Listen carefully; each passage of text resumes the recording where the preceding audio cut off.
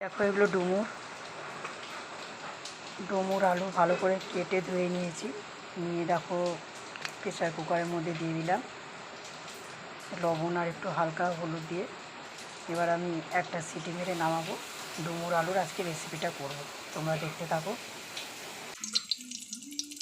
দেখো এটা পেঁয়াজ আদা রসুনের পেস্ট আছে, এটা দিয়ে দিলাম। একটা টমেটো দিয়ে দিলাম। এবার এক এক করে মশলাগুলো সব দিয়ে দেবো, একসঙ্গে মশলাগুলো কষিয়ে নেবো সব।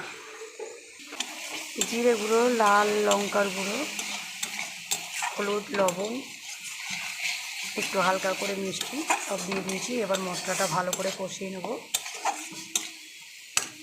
দেখো আমার মশলাটা কষা হয়ে গেছে।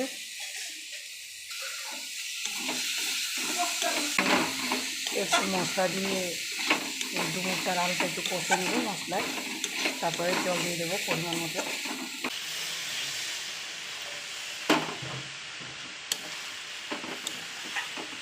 ঘি দিয়ে দিলাম, তাহলে ডুমুর আলু স্বাদটা আরও ভালো হবে।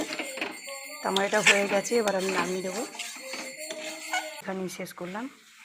Bye bye.